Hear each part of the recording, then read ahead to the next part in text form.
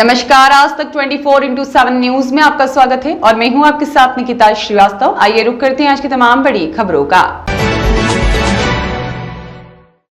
चैत्र नवरात्रि के 5वें दिन कैसे करें मां की पूजा जिससे मां प्रसन्न हो, आइए जानते हैं। राधा रानी ज्योतिष अनुसंधान केंद्र, मदर टेरेसा नगर, कटंगी रोड, जबलपुर निवासी पंडित विजय कृष्ण त्रिपाठी जी महाराज भागवत आचार्य के द्वारा।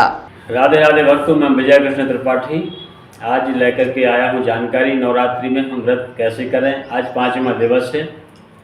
माता रानी आप सब पर कृपा बनाए रखें।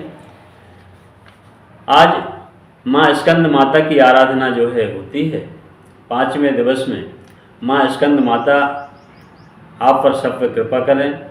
आज का बीज मंत्र है ओम ऐं ह्रीं क्लीं स्कंद माताय नमः।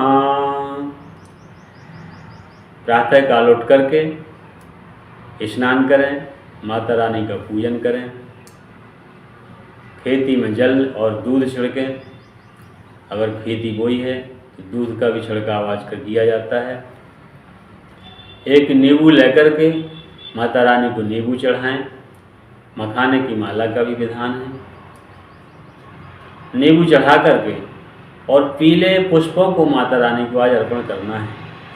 आज के दिन पीले पुष्प चढ़ाने से स्कंद माता विशेष प्रकार से प्रसन्न होती है। माता स्कंद माता को भोग में आज क्या लगाएं। स्कंद माता केले और खीर से विशेष प्रसन्न होती हैं। हमको केले खीर के भोग लगाना चाहिए।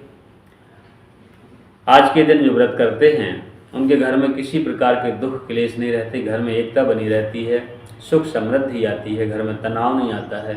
सभी एक दूसरे से स्नेह पूर्वक जीवन व्यतीत करते हैं परिवार में, और समृद्धि आती है, गरीबी दूर होती है। समृद्धि दात्री है माँ स्कंद माता।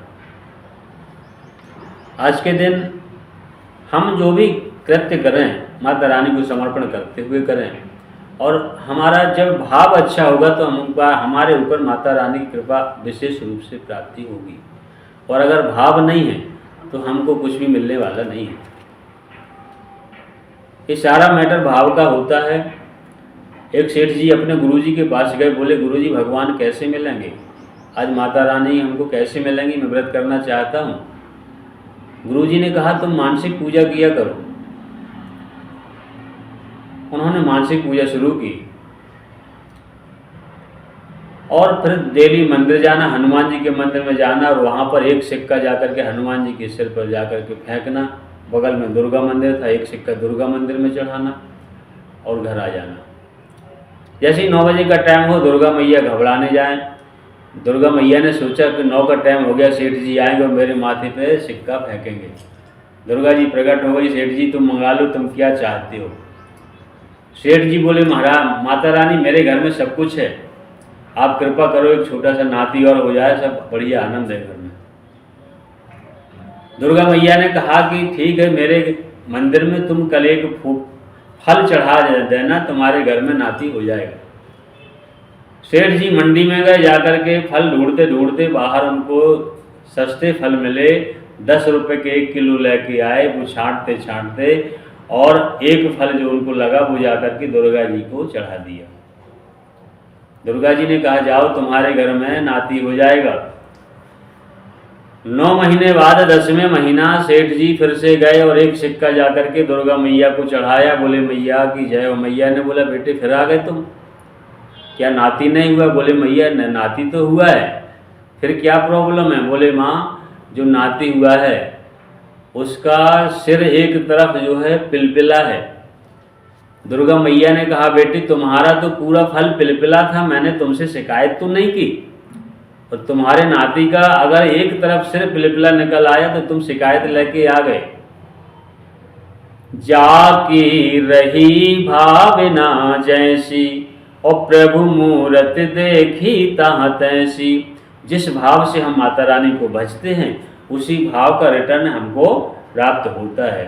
इसलिए भाव का भूखा हूँ मैं, भाव ही जगत में सार है, और जो भाव सहित मुझको भजे उसका बेड़ा पार है। अगर हम श्रद्धा भाव से माता रानी को भजते हैं, या देवी सर्वभूतेषु श्रद्धा रूपेण संस्थिता, नमस्तस्यै नमस्तस्यै नमस्तस्यै नमो नमः। और आज का जो मंत्र है, ओम ऐं ह्रीं क्लीं स्कंदमाताय नमः।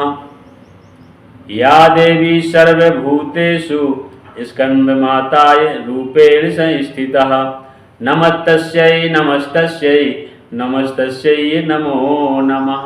इस मंत्र का जाप करें, या ना हो तो ओम ऐं ह्रीं क्लीं चामुंडाई विच्चे इस मंत्र का जाप कर सकते हैं। माता रानी की आराधना करें। माता रानी बड़ी कृपालु हैं। अगर हम भाव से माता रानी की आराधना करते हैं तो माता रानी अवश्य हमारे ऊपर कृपा करती हैं। जय माता की।